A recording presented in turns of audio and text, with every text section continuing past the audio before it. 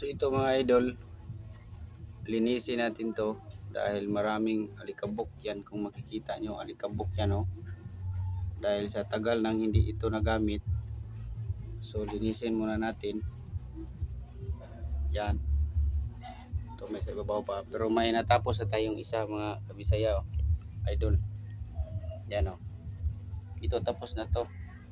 Ito lang ginagamit natin sa paglinis. Itong blower na ito yan, may siya sa dulo. So tanggalin muna natin yung Sakura EB9000.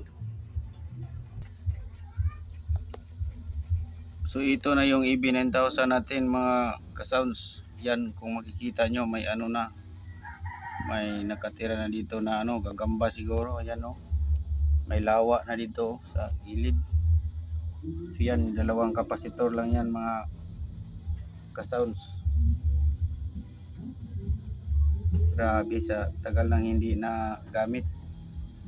May takip naman yung turkish natin mga ka-sounds, pero iwan ko kung bakit daming alikabok. Yun, yan yung natin, oh. Yan, oh.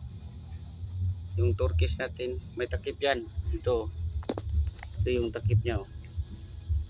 Yan. Yan, kung makita nyo si LX20 natin, yan, daming pagka-alikabok mga ka-sounds. So kawawa naman itong natin dahil sa tagal lang hindi natin nagamit, dami ng alikabok.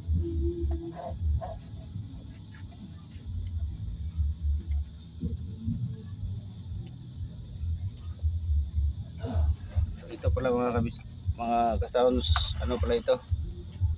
Ito yung transformer niya. Napakalaki talaga ng transformer ng EB9000 natin.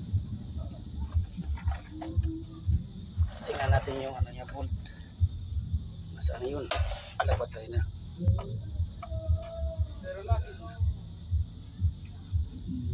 Sa kabila.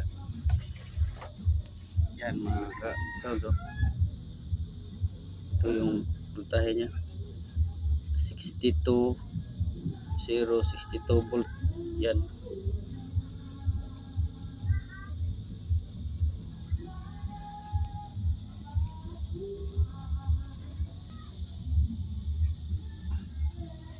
Yan. Sa channel niya mga ka-sounds, 6 na resistor. Sa kabila naman 6 din. Yung kapasitor natin 10,000 microfarad, 2 piraso lang. So ito yung transformer niya sa EB9000 natin na Sakura. Tsaka yung niya, power supply, yan 62062 volt EB9000. Yan, napakakapal ng niya, transformer.